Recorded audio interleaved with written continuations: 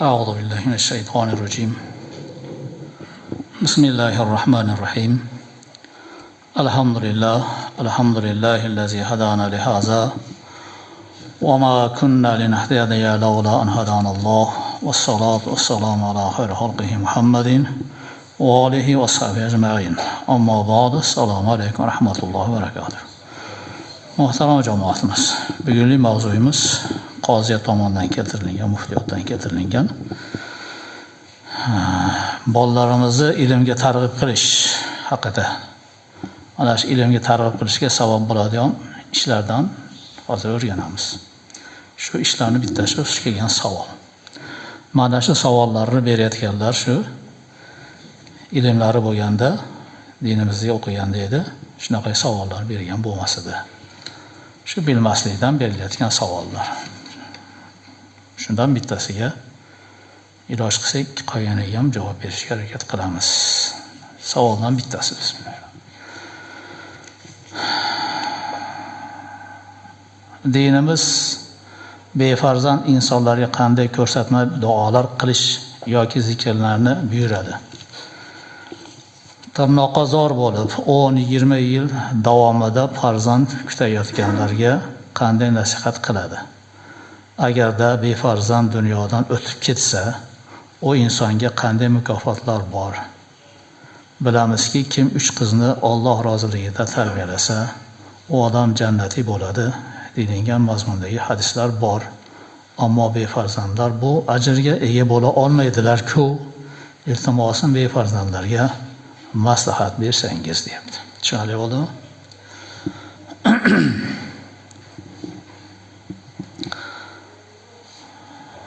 Biz befarzandlikni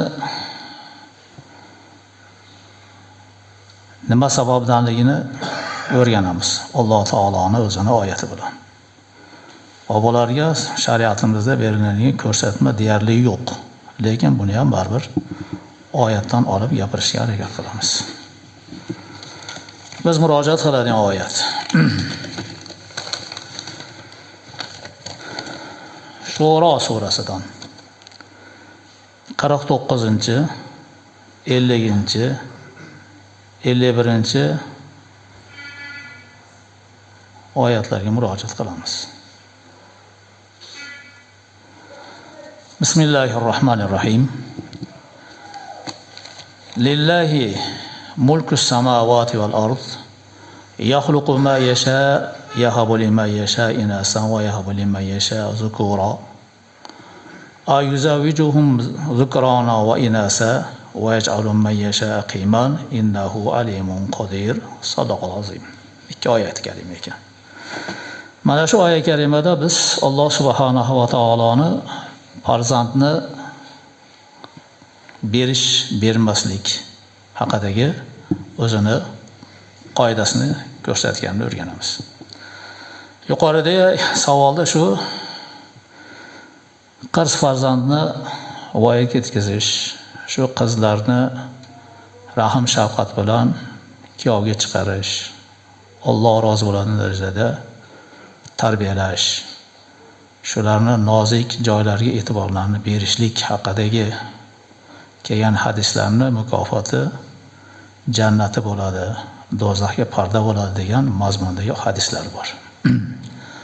Bu degani shu qizimizni din ruhida tarbiyalash. Hozirgi ba'zi odamlar 3 ta qiz chiqarganman, Xudo xohlasa jannatiman deydi-yu. 3 ta qiz chiqargan odam jannatga kiradigan bo'lsa, jannat to'l bo'lgan. Bu jannati deyilayotgan hadislarni bir tushunib olish kerak. Shu sabab jannatga kirib qolsa ajab emas. Chunki o 3 ta qizdan 30 ta qizni erga bersa-yu, namoz o'qimasa, roza tutmasa, halol haromga e'tibor bermasa, o bergan ishini nima qilib beradi? Tushundinglarmi? Ya'ni shu ishlar sabab bo'ladi. Bu qachon sabab bo'ladi? Do'zaxga tushmasdan shu sabab kirib ketadimi? Yoki do'zaxga tushgandan keyin shu sabab do'zaxdan chiqib ketadimi? Gap shu edi. Endi oyatga kelamiz.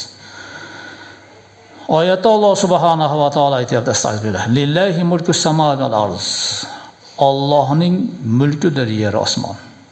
Ya'ni Alloh yer osmonning egasi.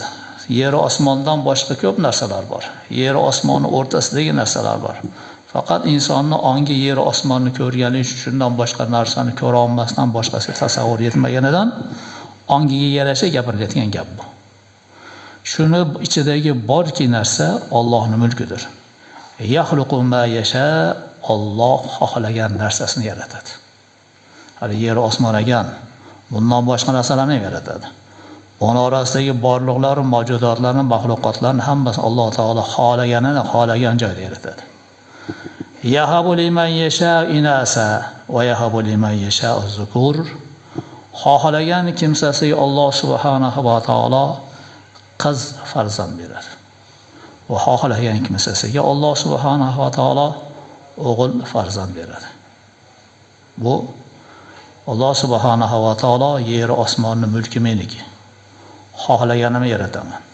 Xohlasam o'g'il beraman, xohlasam qiz beraman deyapti. Sen xohlagan narsa bo'lmaydi deyapti. Men aytgan bo'ladi deyapti. To'g'rimi? Bu yerda aytayotgan narsa oyatda yahabu liman yasha inasa. Xohlaganiga Alloh taolo qiz farzand beradi deyapti. Nima uchun qiz farzandni Alloh oldin gapirdi? Inasa deb arablarda nekira so'zi bilan keladi, alif lam kelmaydi. Nima uchun turdosh nom bilan keldi desa, qizni rutbasi, martabasi o'g'il bo'lganidan past. Past bo'lganligidan buni ko'pchilik qizni suymaydi ham. Eskidagi jaholat vaqtidagi arablar qizlarni ko'mgan degan gaplar bor-ku. Bizda ham bor-ku, farzand qulluq olsin desa, nima ekan desa, qiz bo'lsa yerga qarab tulki deb qo'yadi-yu. Uyatadi. O'g'il bo'lsa o'g'il deb gapiradi. To'g'rimi? Ashe sen xohlamaydiganni beraman. Men xohlaganim uchun. Sen buni xohlamading. Va yahabu liman yasha zukur. Xohlaganlarga o'g'il beradi. Az-zukur bu alif lam bilan kelyapti. Martabasi baland, sen kutgan, sen faxrlanadigan, seni nima deydi? Og'irini yengil qiladigan, himoyang bo'ladigan, yana qabilangga jangchi bo'lib boshqa bo'ladigan butun erkaklikka xususiyati bor narsani kimga xohlasam beraman deyapti. 50-oyat. Va yuzawijuhum zukrana va inasan. Va o'g'il ham, qiz ham qilib juplab ham beraman. Unisidan ham beraman, bunisidan ham beraman. Va yaj'alu ma yasha aqiman. Xohlagan kimsani Alloh subhanahu va taolo aqim befarzand qiladi. Ayol bo'lsa tug'mas, erkak bo'lsa tug'dira olmas, qilib qo'yish mumkin. Innahu alimun qodir. Albatta Alloh subhanahu va taolo alim, kimga nima berayotganini o'zi biladi. Qodir, o'g'il berish, qiz berish, ikkalasini aralashtirib berish, umuman bermaslikka qodir zotdir degan mazmunda oyat kalima. Demak, oyatdan ma'lum bo'ldiki, Alloh xohlaganini qiladi. Berish Allohning ishi. Kimga qachon, nimani, qancha beradi o'zi biladi. Endi shu oyatni sharhida Ibn Abbos roziyallohu anhu Ibn Kasirlarning tafsirlarida shu mazmunlar keladi ekan. Bu yerdagi Alloh subhanahu va taolo o'zidan boshqa hech kim hech narsa hal qila olmasligini yana bir karra ko'rsatyapti deydi. Va yana bu yerda odamlar o'ksamaslari uchun xohlaganiga Alloh taolo qiz beradi deganda Lut alayhissalom, Shoyib alayhissalomning farzandlari o'g'il bo'lgan emas, qiz bo'lgan bular farzandlar. Shu ikki payg'ambarni qiz bilan ta'minladim deydi. Va yahabu liman yasha zukur, xohlaganimga erkak o'g'il beraman dedi. Ibrohim alayhissalomning o'g'illari bo'lgan, ikkita qizlari bo'lgan emas. Va yuzawijuhum zukrana va inasan. Erkak ayol qilib beraman, o'g'il qiz qilib beraman, juplab beraman deganda payg'ambarimiz alayhissalomni e'tiborga olyapti. Payg'ambarimiz alayhissalomni muarrixlar, tarixchilar farzandlarini adadini ko'p aytgan. Lekin shu tarixning ichidagi eng kuchli, quvvatli gap 7 ta farzandlar bo'lgan. 4tasi qiz, 3tasi o'g'il bo'lgan. O'g'illari Qosim, Abdulloh, Ibrohim. Qizlari Zaynab, Ummu Kulsum, Ruqiya va Fatima roziyallohu anhumlar. Mana shu aralash. Va yaj'alu man yasha aqiman, xohlaganimni befarzand qilaman dedi. Bu befarzand bo'lgan payg'ambar Yahyo alayhissalom va Iso alayhissalom. Ularda farzand bo'lgan emas. Sayyidan va hasuran deb Yahyo alayhissalomni Alloh subhanahu va taolo ta'riflagan o'zini o'rganamiz. Innahu alimun qodir. Alloh kimga nima berishni o'zi biladigan zot va har bir narsaga qodir zot. Xulosa, nima uchun menga farzand bermadi? Nima uchun palonchiga o'g'il beradi, menga qiz bermaydi? Bu degan gaplarning hammasi chekka surildi. Xudo xohlagan qiladi. Endi shu farzandi yo'qlar savolda kelyapti-da. 3ta qizni chiqarganda jannat kirayotgan bo'lsa, bular jannati kiromga qoladi-yu degan gapda buni tushunchasida. Iso alayhisalom bolalari bo'lmasa, Yahyo alayhisalom bolasi bo'lmasa, bu payg'ambarlar endi nima sababdan jannatga kirish kerak? Agar farzand jannatga kiradigan bo'lsa. Alloh subhanahu va taolo befarzandlikni kimnidir qilgan xato gunohlari sabab jazo qilib bergan bo'lsa, Yahyo, Iso alayhisalomlarda nima ayb borki, bular befarzand? Agar serqizlikni boshiga balo qilib bergan bo'lsa, hali til qislar deb ularni. Lut, Shuayb alayhissalomlarning nima ayblari borki, bu ikki payg'ambarni Xudo taolo faqat qiz bilan ta'minladi. Bu Xudoning o'zining ixtiyoridagi narsa. Kimga, nimani, qachon, qancha berish o'zining ishi. Va uni tagida o'zining hikmati bor. Kimlargadir shu qiz sabab bir eshiklar ochiladi, xayrli eshiklar. Kimlargadir shu o'g'il sabab ochiladi, kimlargadir aralash, kimlargadir shular bo'lmasa eshiklar ochilishi mumkin. Yoki buni aksi bo'lishi mumkin. Bu Alloh taoloning sirlaridan bittasi. Endi shu savolimizda borkin, farzand ko'ra olmayotganlarga dinimiz nima ko'rsatma beradi? Bu ko'rsatmani biz shu oyatdan olamiz. Bu oyat kalimamiz Ali Imron surasidan 38-39 oyatlar, 40 oyat. Shularni o'rganamiz. Astagfirullah. Hunalika da'a Zakariya robbah. Qala robbi habli min ladunka zurriyatan tayyiba innaka sami'ud du'a. Ana shu yerda Zakariya Robbisiga duo qildilar alayhissalom. Zakariya alayhissalom Maryam onamizni yetim qolib ketganlarida masjidda boqqan payg'ambar. Maryam onani o'z kafolatiga olgan, Maryam onamizga unaqa tog'a bo'lib keladi, amaki bo'lib keladi. Surishtirilsa. Maryam onamizning huzurlariga bu kishi kirsa, Zakariya alayhissalom qishda yozgi meva,lar yozda qishki mevalar turar ekan. U kishini anaqa masjidga olib kirib, boloxonaga qo'yib qo'ygan, shotini olib qo'ygan, hech kim chiqmaydi. O'zidan boshqa. Faqat shu kishi qaraydi. Kelib shu Maryam onamizni huzurlaridagi noz-ne'matlarni ko'rib, "Anna laki haza." Bu qayerdan senga bu narsalar degan shu oyatlar tepasida bor. Ne o kishi onamiz Alloh subhanahu va taoloning fazli oyati. Alloh xohlagan kimsasini xohlagan joyda, xohlagan narsasini rizqlantiradigan mazmunda javob beradilar. Valiya bo'lganlar kichkinaligidan. Shunaqangi taqvoli qizni Alloh subhanahu va taolo ta'minlayotganini ko'rgan zot Zakariya alayhissalom ashyadan ularga Parvardigor, meni ham yoshim bir joyga yetdi. Orqamdan shu diniy ishni davom etadigan bir zurriyot bersang, o'z huzuringdan toyib, shu yaxshi diniga xizmat qiladiganni bersang, indagi sami'u duo, albatta sen duolarni ijobat qiladigan eshituvchi zotsan deb duo qildilar. Nima qilib? havas qilib duo qildilar. فنادته الملائكة وهو قائم يصلي في المحراب أن الله يبشرك بيحيى مصدقا بكلمات من الله وسيدا وحصورا ونبيا من الصالحين. 39 oyat karima.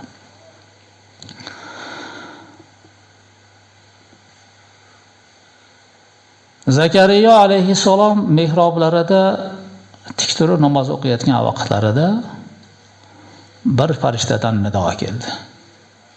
Nido shundan iboratlikin Annalloh yubashshiruka bi Yahya. Alloh subhanahu va taolo sizga Yahyo degan farzand so'yinchisini yuboryapti. So'yinchili xabar. Bu Yahyo degan farzandni Alloh sizga beradi. Bu Yahyo musaddiqan bi kalimati minalloh, Allohdan bo'lgan kalimani tasdiqlaydi. Ya'ni siz boqqan Maryam Iso degan payg'ambarni tug'adi. Shu Iso degan payg'ambar otasiz tug'iladi. Allohning kalimasi, ya'ni kun bo'l degan so'zdan binoyi keladi. Mana shu kalimadan binoyi kelgan Allohning kalimasi bo'lgan Isoni haq payg'ambar deb tasdiq qiladigan Yahyo degan farzand sizga ato etiladi. Sayyidan, bu Yahyo sayyid bo'ladi. Ya'ni gunoh ish qilmaydigan, o'z qavmining eng yaxshi odam bo'ladi. Va hasuran, hasur bo'ladi. Hasur degani ayol kishiga yarab turib ayolga bormaydi. Jinsiy aloqani xohlamaydi. Xotin kishini suymaydigan bo'ladi. Hasur bo'ladi. Hasur ayol kishiga bormaslikni Alloh subhanahu va taolo maqtovga olib kelyapti. Yahyo hasur bo'ladi, quvvati bor, yetarlik shahvatini jilovlab o'zini dinga baxsh qiladigan odam bo'ladi. Iso alayhisalom ham xuddi shu kishi. Iso alayhisalom ham hasur. Ikkalarining maqtovi bor. Va nabiyyan minas solihin. Payg'ambar bo'ladi bu kishi. Solih bandalardan bo'ladi bu farzand sizga deb Yahyo alayhisalomni xursandlik so'yinchilik xabarini bir farishta Alloh taolo tomonidan Zakariya alayhisalom namoz o'qib turganlarida, mehrob turganda yetkazdi. Zakariya alayhisalom javoblariga aytibdilar. 40-oyat karima. Qala robbi anna yakuna li g'ulamun wa qad balagani al-kibar wa imrati aqir. Qala kazalika Alloh yaf'alu ma yasha. Zakariya alayhisalom aytibdilar, anna yakuna li g'ulam. Ya Rob, qanaqa qilib menda farzand bo'lsin? Vaqad balagani al-kibar. Menga katta yosh yetib keldi. Yoshim bir joyga yetgan. Bir rivoyatda 98 ga kirgan deylar, bir 120 ga kirgan deyapti. Bu 120 ga kirgan chol va amrati aqir, xotinim ham qarigan, 98 ga kirgan. 120 ga kirgan cholga, 98 ga kirgan kampirga qayerdan bunaqa farzand bo'lsin? Bu kishi o'zini bir insoniy aqli bilan kuch ketgan bo'lsa, bola ko'rish davridan o'tgan bo'lsak, qanaqa bo'ladi dedilar. Qala kazalika Alloh yaf'alu ma yasha. Alloh subhanahu va taolo shunda qiladi xohlagan narsasini. Xohladimi farzand berishni, yosh rol o'ynamaydi. Bundan nima keladi akalar? Bola beraman desa Xudo o cholga ham beradi. Bermasa o yigitga ham bermaydi. Gap bu insonni o'zidagi quvvatga bog'liq narsa emas, yaratganning hikmatiga bog'liq narsa. Shuning uchun boya hatto chiqqanda 10 yil, 20 yil tirnoqazor bo'lib yashayotganlar deydi. 120 yil yashadi bu kishi. Xotini salkam 100 yil yashayapti. Xuddi shu ish Ibrohim alayhisalomda ham bo'lgan. To'g'rimi? Ibrohim alayhisalom 120 ga kirganlarida Sora Hojarga uylanganlar. Ismoil alayhisalom 120 yoshda ko'rgan. Ismoil alayhisalom va Sora ayollaridan o ayollar 90 dan o'tganda ko'rgan. Bizgilar shunaqa shashqaloqkin. Bir yildan keyin kelini olib boradi doktorga bo'yda bo'lmayapti deb. Garmon ukollarni berib pachag'ini chiqarib tashlaydi biron qizini. Ularga shu buyur olsin, nariga tug'ib berish kerak, patratib. Tug'masi olibman deydi. Shu narsani yaxshi biling akalar. Xudo xohlagan vaqtda beradi. O teksiyga kelgisi tug'sin degan yeri yo'q. Shashilmasin bu onalar. Uylarni buzmasin. Men nevara boqishim kerak emas, to'yadi ham nevara boqqaniga. U nevara ko'rsatadi kimligini hali. Qara birinchi oyat kalima. Astagfirullah. Qala robbi ja'alli aya. Qala ayatuka alla tukallima an-nasa salasata ayyam illa ramza wazkur robbaka kaseera wasabbih bil ashi wal ibkar. Alloh xohlaganini qiladi deb Zakariya alayhisalomga aytgandan keyin Zakariya alayhisalom aytilarkan Robbi ja'alli aya. Parvardigor, farzand ko'rishligimga bir ishora ber. Ya'ni farzand qachon ko'riladi o'zi? Xotin homila bo'lganda bo'ladimi? O'sha xotinim qachon homila bo'lishligini men bilay, shunga tayyorgarlik ko'rib, qo'shiladigan kunimga tayyorgarlik ko'ray, shuni menga ishorasini ber. Oldindan shu seni ibodat qilib, shukronani keltirib, bir haloldan bismillah bilan, tavba tazarru bilan, ixlos bilan bir farzand ko'ray deb so'rayaptilar. Bola ko'rish qoidasi. Alloh aytayapti: "Ayatuka alla tukallima an-nasa salasata ayyam illa ramza." Senga biz yuboradigan belgi 3 kun odamlar bilan gaplasha olmay qolasan. Tiling tutilib qoladi. Gapiradigan bo'lsang, imo ishora bilan tushuntira olasan gapni. Dudulanib qolasan. Lekin vazkur robbaka kaseera va sabbih bil ashi wal ibkar. Robbini ko'p zikr qil. Kunduzlari ham namoz o'qi, kechalari ham namoz o'qi. Ya'ni tiling dunyoviy gapga tutiladi. Zikrga, ibodatga tutilmaydi. Shundan sen bilginki, shu 3 kundan keyin sen ayolingga qo'shilsang, biz senga va'da qilgan Yahyo dunyoga keladi, deyildi. Biz aytadigan gap o'sha shariatimizda nima ko'rsatma bor degani, biz 3 kun tutilib qoladi demaymiz. Bu yerda gap inson bir yaxshi amal qilishdan oldin tilni tiyish kerak. Ko'p tavba qilish kerak. Ko'p zikr qilish kerak. Ko'p namoz o'qish kerak. Sajdalarida, ibodatlarda so'rash kerak. Biz o'sha farzand ko'rmaydiganlarga aytadigan gapimiz, mana o'zini suyumli payg'ambari Zakariya alayhisalomga Alloh taolo payg'ambar noto'g'ri gap gapirmaydi, to'g'rimi?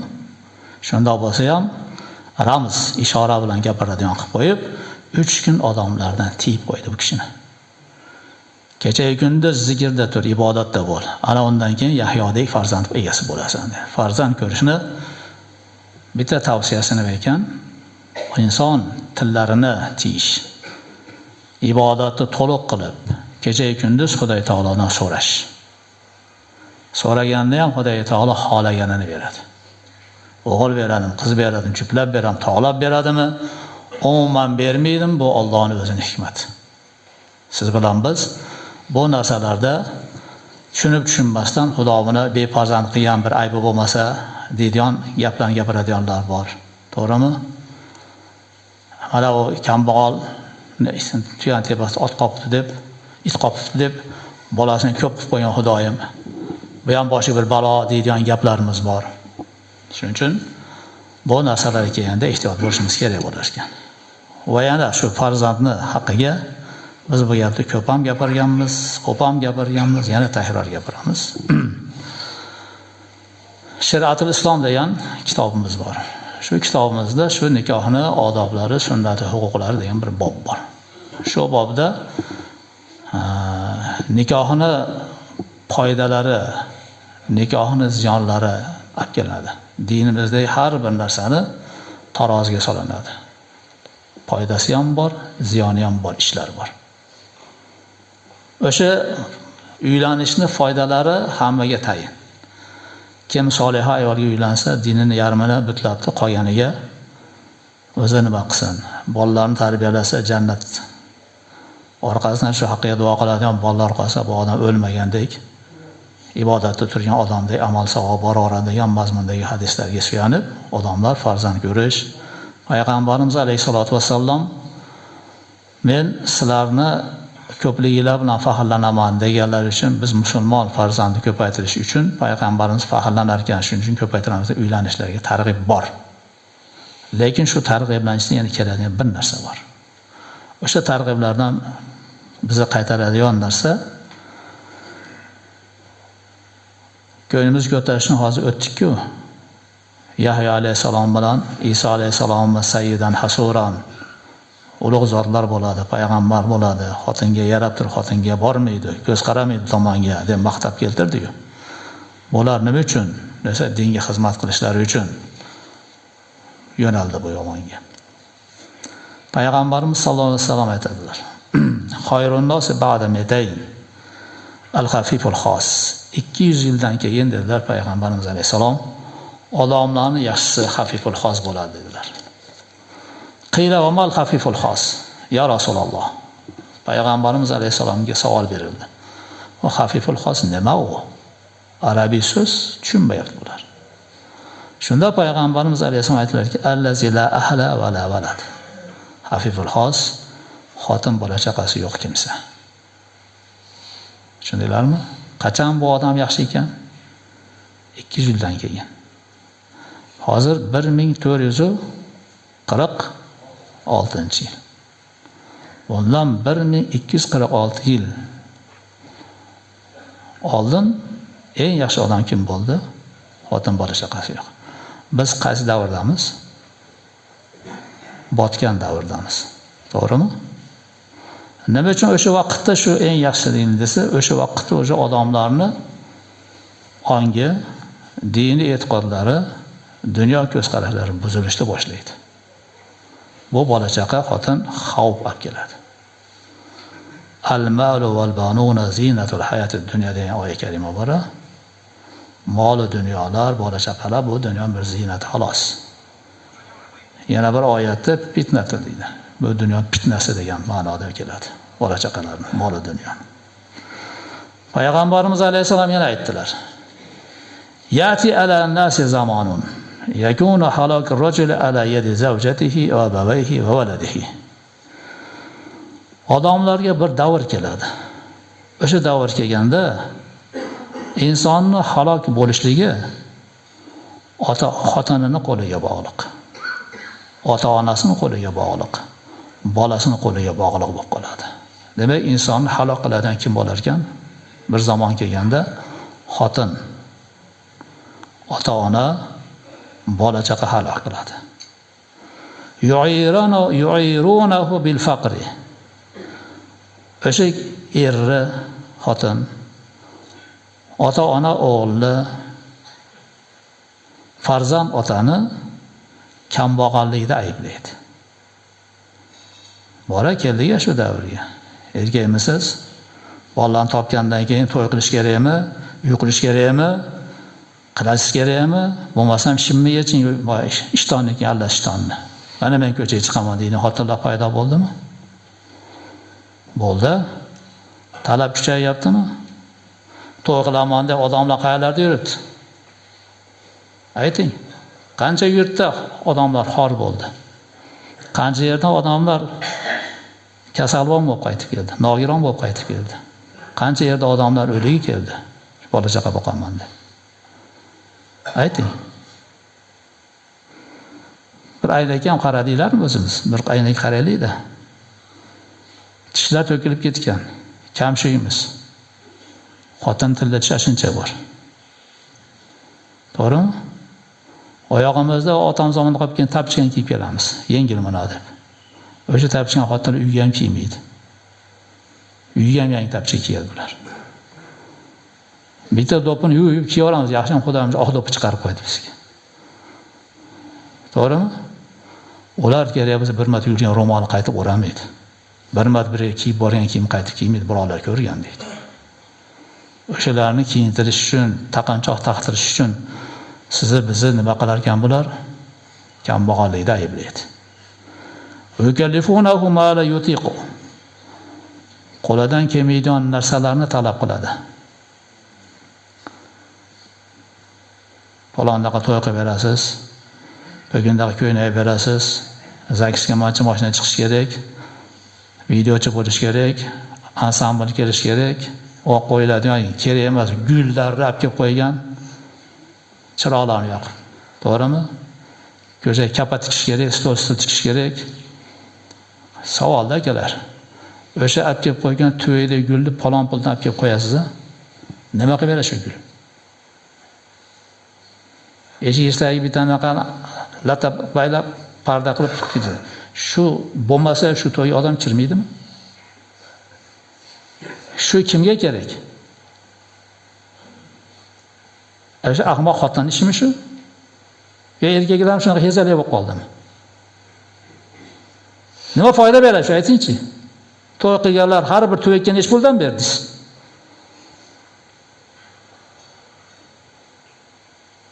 Ana shu stollar sizga kerakmidi? Uyingizda shuncha uy-joy turibdi. Nima uchun ko'chaga kapatishdingiz? Restoranda to'y beradi, kafeda to'y beradi. To'g'rimi? Ha, xotinga obro'da. Palon joyga to'y berdingga. Uyni nimaga qurding? Snosga yana qurding uyni. Ha, uying kerak emas, mana snosga tushdi-da. To'yga yaramasa, ekson yaramasa bu uying mana snosda. Shu duo pado bo'lganda, Xudo bola opati asasin deganda balki snos bo'lmasmi dekin. Degim keldi-da. Uyingda farishta yo'q. Fayadkhulul mazahib allati yuzhibu fiha dinuhu fahalaka. Keyin bu inson shu xotinlarga, ota-onalarga o'chashib har yo'llarga kiradi. U yo'ldan dinini yo'qotib halok bo'lib chiqadi. Dinsiz kofir holatda qaytadi. To'g'rimi? Nima qiladi? Ota, men yeganman bolam. El yurtga to'y qilib berishim kerak. Men imom bo'lganman, oqsoqol bo'lganman. Bormagan to'yim qolmagan, aytishing kerak. Men jo'ralarimga bittadan ton berishing kerak, ko'ynak berishing kerak desa. Yana ham shu gapni gapirsa. Xotin opalarim bilan bir xil kiyinaman. Mo ovsinlarimdan boshqacha turishim kerak. Mahalla bitta bo'lishim kerak desa. Qizi tilni tish qo'yib berasan desa, qulog'imga taqib, qo'limga taqib qo'y desa. Bolasi u yerda yarillasa, falondaqa kiyim kiyganman, brendidan kiyganman deb, mancha boshini sakkiz chiqadi desa, bu nima qila oladi lekin? Qarz oladi. Yo qora dori sotadi, yo o'g'rilik qiladi. Yo prosentga bir yerdan pul oladi. Keyin nima bo'ladi? Harom bo'ladi. Kim o'ldirdi buni? Ashu bola chaqa o'ldirdi. O'sha xo'ja ko'rsin ish qiladigan ahmoq ota-ona, xotin, ajdarho, ana dumbil bolasi otani yedi. Bir kunlik to'yni deb. Yana alam qiladigan narsa shuki, bugungi kunda. Haromxo'r kelinlar Svidaniyaga chiqib, bitta oshxonaga borib, bolalarni o'tkazib, ona ikkita ajdarho ammasi bilan xolasi birga borib olib, yemaydigan narsani oldirib, hamma yoq qilib, 20 ming, 30 ming pulga tushirib, menga bola yoqmadi deyapti. Haromxo'r 20 ming, 30 mingga tushirgan, to'lab qo'y yeganingni. Bola yoqmasa, nima yeding? Nima ko'tarib ketding keyin o'yinchoqlarini? Sen ham molmisan 20 ming, 30 mingga tushib beradigan. Qadan chiqdi? Obor olib, ushlashtirishga borib, ajinalar o'tirib olib, unga bu xonaga kirib, bunga bu xonaga kirib, hamma zakaz qilish. Aytchi, qayda bor? Kim rozi shunga ayting? Halolmi shu xotinlar aytgan narsa shu? Sizni bizning qizimiz shu. Yo jiyanimiz shuni deyapti. Shu bizning xotinimiz billa boradi, ammasi bor yo xolasi bor. To'g'ri ko'rish qo'ysa bo'lmaydimi? Shu qiznikiga borib, mana o'g'limizni olib keldik. O'zinglar uylarda bir ko'rishib, gaplashib qo'ysin deb bitta xonaga olib kirib, ikkita yana bolasini qiziga ko'rsatib qo'ysa bo'lmaydimi shuni? Albatta bor, yeyish kerakmi? Gatagida o'sha yeb qorin boqadigan haromxo'rlar bor. Sochib olib yuradi. Kirib o'tirgandan sochi kelib qizimga deb dasturxon soladi. O'tirib, qorinni to'ydirib, obed qilib, keyin qaniydi chiqib ketadi. U iflos qorin to'ydirgan borgan sochi haromxo'r. Qorin boqib yurdi haromxo'rlar. Ko'ringan dasturxon solavermang. Kirsa narsa beravermang. Olmasin qizingizni. Begonaga rasxot qilmang. Kimsan deng? Olasanmi o'zi deng? Qani oladigan bolang deng? Tegasanmi deng? Tegsang ye deng. Tegmasang yema, zaharli uni o'rniga deng. Haromdan emasdan deng. Shu uy bo'ladimi endi? Misol, men o'g'il uylanmoqchi bo'lsam, o'g'limga 4 ta qiz ko'rsatsam, 100 ming pulim ketsa, 100 ming pulga to'yim o'tardi. To'rovga yoqmasa meni o'g'lim. Dod deyman demaymanmi? Ha yeganingni to'lab bermaysanmi? Bilasizmi, oldingi odamlar uyga bir narsa tashlab ketsa, kelin olaman deb, nonni sindirib qo'yma derdi. Nonni sindirgandan keyin berishimizga to'g'ri keladi derdi. To'g'rimi? Shu nonni sindirmasdan qand qurslarni turib, biroz o'ylanib, bo'ladigan bo'lsa, kelinglar deb ko'zini olib non sindiradi. Non sindirdi bo'lib, bunday bo'lib ketardi. Bo'lmasa, shu qand qurs ham shuni olib borib beradi. Omonat ilamamiz, bera olmas ekanmiz derdi. Bular qanaqa odam edi? Bular qanaqa odam? U men aytayotgan odamlar u vaqtda namoz o'qimas edi. Aroq ichardi, popir chekardi. Bular kishini haqqidan qo'rqardi. Hozirgilar 6-chi hojayalar, umraga borganlar bu haromxo'rlar. Bu tekinxo'r, haromxo'r, hajni borgan, umraga 6-chi bo'lib turib qilayotgan ahmoqligi buni. Namozxonni qilayotgan ishi bu. Mana sizga kerak bo'lsa, bolani oqibat qayerga boradi? Aytingchi, sizni biz kasallik qilgan, obro'yimizni ketkizgan kim? Bolamizmi? Kimni bolasi kimga quloq solyapti? Ayting. Bolangiz gapingiz o'tyaptimi? Unaqa nima qilasan? Tirnoqqa zolmondan yiqilib, Xudoga shukr deymisan, Xudo seni balo ofatlardan asrayotgan bo'lsa, uni o'rniga shu kuchingni ibodatga bermaysanmi? Dinga xizmat qildirmaysanmi? Bir aytib berganman. Bir yerga borganimda meni tanishtirdi, ustoz deb. Turkiyada. Undan keyin gaplashib o'tirib, uylanganmisan dedi. Ha dedim. 4ta bolam bor dedim.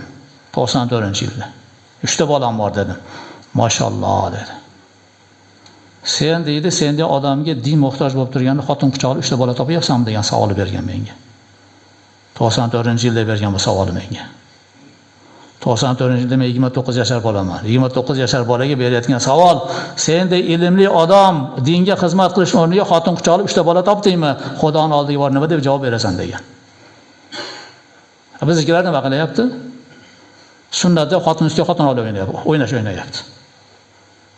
Sen boshqa sunnatlarni ham qilgin, dinga xizmat qilgan sunnatlarni ham. Harif ham tanigin. Hada xotin olish sunnatdan bir Qur'on o'qishni ham o'rgangan, bir shariatni o'rgangan. Mana shu narsalarni bilganda shu odamni shu savolni berarmidi? O'ziga o'zi shundan qilib, bir narsalar xulosa qilib, bitta hadisning ushlab olib, bu qana jannatga kiradi deydi. Nima? Bola bog'chaga jannatga kiradi, bolasi yo'q jannatga kirmaydimi? Jannatga kirish uchun Xudo taolo topaman desa, lahming bahona topadi. Do'zaxga solish uchun ham lahming bahona topadi. Bu Xudoning xohishi bu. Lekin bu narsalarning tagida nima bor desa, o'sha diniy ruh bilan tarbiyalash. Xotinga uylandingmi, shu xotin bola-chaqaga joning tikasan, shular jannat bo'lishiga. Chidasang uylan. Qo'lingdan kelsa uylan.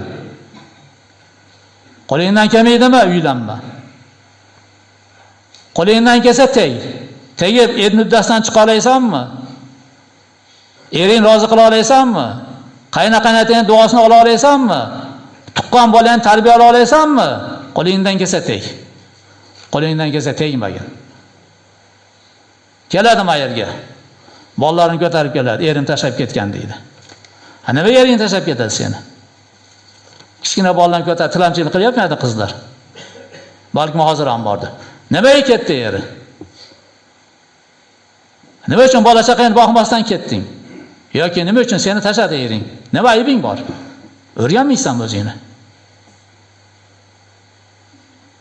O'g'il kattayib ketib uylab qo'yishga, qizim qarib ketib berish kerak. Siz so'rang undan. Qizim, yuzimiz eriga qaratmaysanmi? Bir chiroyli ona bola olaysanmi? Xizmat qila olaysanmi? Bu turqing kimga kerak bo'yog'i? Ya'ni shippaklab o'pgan. Durdagan labing kimga kerak seni? Bir pokizamisan qizim? Alloh Xudoni taniysanmi? Bolaga ham xuddi shu savolda, birovni qizni senga beryapmiz. Yuzimiz yerga qaratmaysanmi? Ertaga bitta bolasidan, ikkita bolasidan haydamaysanmi? Chidaysanmi? Boqa olaysanmi? Qo'lingdan keladimi? Erkakmisan? Subuting bormi? Xudodan qo'rqasanmi? Ajr kerakmi? Savob kerakmi? Bering shu savolni. Yararmikin? yaramagandan keyin bosh tortmasin. Shundaylarmi akalar? Mana bizning savolga javobimiz. Jannatga kirishda yo'li ko'p. Qiz boqsanglar emas. Eng asosiy jannatga kirgan narsa bizni Alloh bilan bo'ladigan muomalani chiroyli qilish. Xudo nimani buyurgan bo'lsa shuni qilish. Nimadan qaytarish shundan qaytish. Payg'ambarimiz alayhisalom nima ko'rsatma bergan bo'lsa shuni qilish. Nimadan qaytargan bo'lsa shundan qaytish biz ishimiz. Har kim o'zini holatidan kelib chiqib ish qiladi. Birovlar o'zini dinga ilmi bilan bag'ishlagan. Birovlar kuch-quvvat bilan bag'ishlagan. Birovlar mol dunyosi bilan bag'ishlagan. Masalan, boyaga aytilgan payg'ambarlarga o'g'il berdi, qiz berdi, oralash berdi degandaqa siz 4 ta xalifaga qarang. Abu Bakrda nima bor edi? Mol dunyo bormidi? Bor edi, sarf qildi mol dunyosini. Umarda nima bor? Hech narsa yo'q edi. Ilm bor edi, shijoat bor edi, dinga sarf qildi. Osmon roziyallohu anhu nima bor edi? Saxovat bor edi, dinga sarf qildi. Alida nima bor edi? Ilm bor edi, dinga sarf qildi. Har sahobiy o'zini yo'nalishida dinga xizmat qildi. Siz ham o'zingiz yo'nalishingizda dinga xizmat qiling. Nimangiz bor dinga foyda keltira oladigan? Ko'rsating shuni. O'sha bilan jannatga kirasiz. Qiling qo'lingizdan kelgan. Nima savobga qo'lingizdan kelsa, nimaga imkoniyat bo'lsa qiling shuni. Nima gunohdan tiyilish kerak bo'lsa tiyiling. Ish shunda bitadi akalar. Xudo hammamiz bola chaqamizga insof bersin. Subhana robbika robbil izzati amma yasifun.